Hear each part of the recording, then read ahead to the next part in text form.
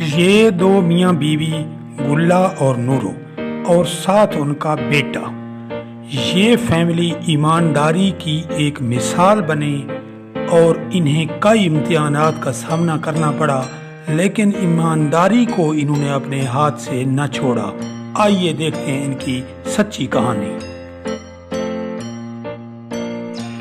بیگم، مجھے ٹینڈر لینے کے لیے بہت سے پیسے رشوت کے طور پہ دینا پڑتے ہیں، لیکن میں یہ رشوت ہرگز نہیں دے رہا، چاہے میری کمپنی کمزور بھی کیوں نہ ہو۔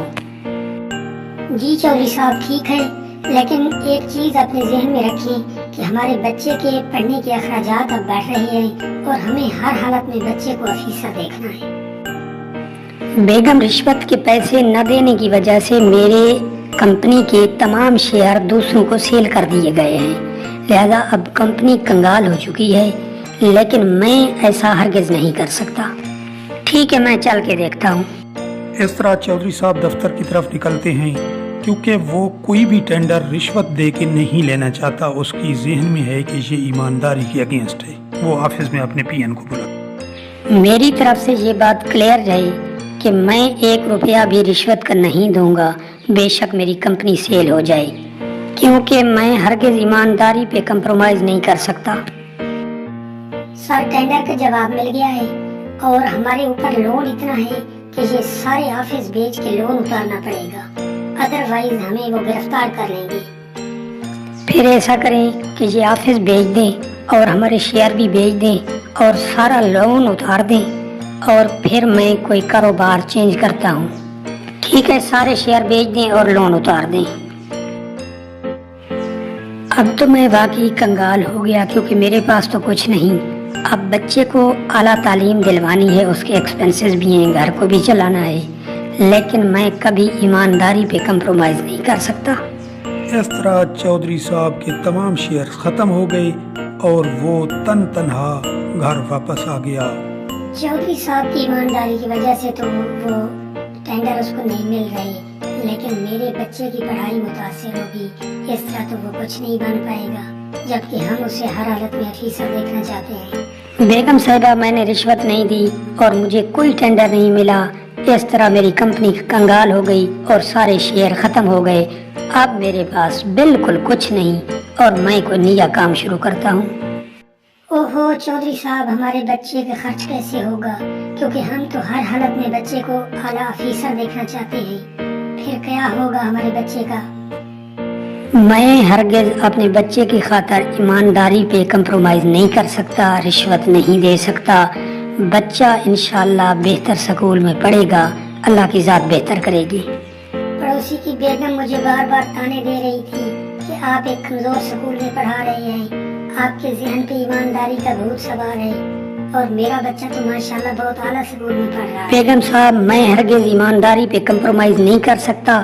میرا بچہ اعلیٰ افیسر بنے گا انشاءاللہ، لیکن رشوت کے پیسے سے میں اسے بڑا آدمی نہیں بنا سکتا۔ چلیں ٹھیک ہے سردار، میں آپ کے ساتھ ہوں، لیکن پہلے آپ اتنی بڑی کمپنی کے مالک تھے، اب آپ دودھ بیچیں گے؟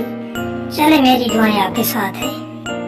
اس طرح رشوت نہ دینے کی وجہ سے چودھری صاحب بظاہر کنگال ہو گئے اور اب اس نے دودھ کا کاروبار شروع کر دیا اور علاقے سے دودھ اکٹھا کر کے بیچنا شروع کر دیا، کیونکہ وہ رشوت دے کے ایمانداری پہ ہرگز کمپرومائز کرنے کو تیار نہیں تھا، اور اس کی خواہش تھی کہ بچے کو حلال کی روزی کھلاؤں تاکہ وہ ایک اچھا آدمی بنے۔ اس طرح اس نے پوری ایمانداری سے دودھ اکٹھا کر کے سیل کرنا شروع کیا، لیکن قسمت کے عجیب حساب ہوتے ہیں، یہاں بھی اسے ایمانداری سے کام کرنے کا الٹ صلہ ملا اور اس سے پھر نقصان ہوا۔ ہمارے بچے کے اخراجات بڑھ رہے ہیں، پڑوسیوں کے بچے اعلیٰ سکول میں ہیں۔ چودھری صاحب ویلکم، کیسا چل رہا ہے بزنس؟ بیگم صاحبہ، میں نے پوری ایمانداری سے کام کیا، لیکن پھر بھی خسارے میں جا رہا ہوں۔ میں نے اب فیصلہ کیا ہے کہ میں ایک مرشد کے پاس جاتا ہوں، کیونکہ ایمانداری کی مجھے سزا کیوں مل رہی ہے۔ اس طرح چودھری صاحب ایک نامور مرشد کے پاس پہنچ جاتے ہیں، جو اس علاقے میں اپنی نیک نامی کی وجہ سے مشہور تھا۔ مرشد جی، میں ابتدا سے ایمانداری پہ کام کرتا ہوں اور رشوت سے دور رہتا ہوں، لیکن اس کے باوجود میرا ہر کام खराबी की तरफ जाता है। मुझे कोई मशवरा दे। चौधरी साहब, आपकी ईमानदारी आसमान वाले को बहुत पसंद आई, इसलिए वो आपको इम्तिहान में डाल रहा है। आप घर जाएं और इंतजार करें, आपका बेहतर रिजल्ट होगा। इस तरह एक अच्छी उम्मीद के साथ चौधरी साहब घर वापस आ गया। बेगम जी, ईमानदारी का सिला हमें आसमान वाला देगा, लिहाजा परेशान न हूँ। मुझे मुर्शिद ने बहुत तसल्ली दी है। चौधरी साहब, वो तो ठीक है, लेकिन पड़ोसी का बच्चा ऑफिसर बन जाएगा और हमसे तो वो एक्सपेंसिव बर्दाश्त नहीं हो रही। लेकिन बच्चे के फ्यूचर पे तो हम कंप्रोमाइज नहीं कर सकते ना। इस तरह चौधरी साहब परेशानी के आलम में बाहर निकलता है, क्योंकि उसके जहन में ये है कि ईमानदारी और रिश्वत पे कभी कंप्रोमाइज नहीं हो सकता।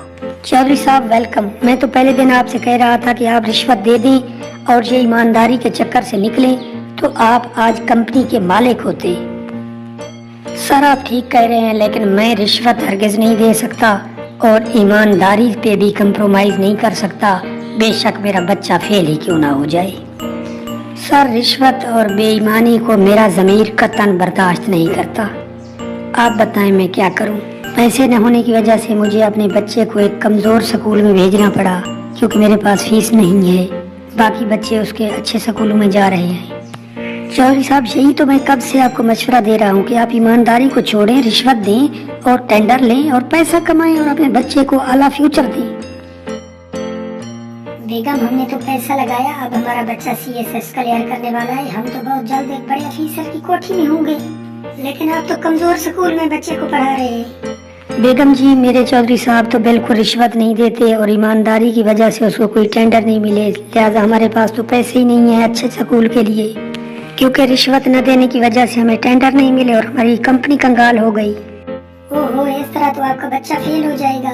आप छोड़ें इन चीजों को, आप रिश्वत लें और बड़े बड़े टेंडर लें और पैसा बनाएं और अपने बच्चे को फ्यूचर बनाएं।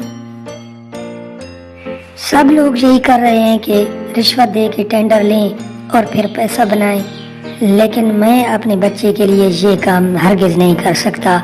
अपनी ईमानदारी और रिश्वत पे कंप्रोमाइज नहीं कर सकता।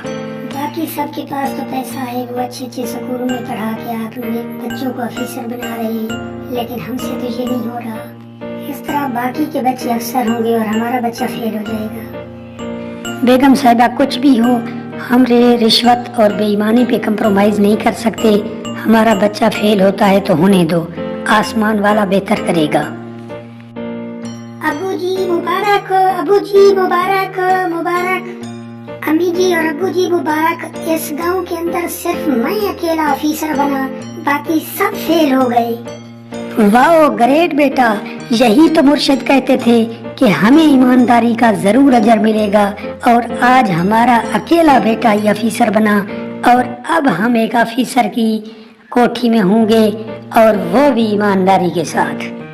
मुबारक बेटा जी, वाकई आज चौधरी साहब की ईमानदारी ने हमें फल दे दिया और हमारा अकेला बेटा ही इस गांव से ऑफिसर बना। चौधरी साहब, आपकी ईमानदारी की वजह से आज आपका बेटा बहुत बड़ा ऑफिसर बन गया है, जबकि हमने बहुत सा पैसा लगाया लेकिन हमारे बच्चे फेल हो गए और हमसे न हो सका।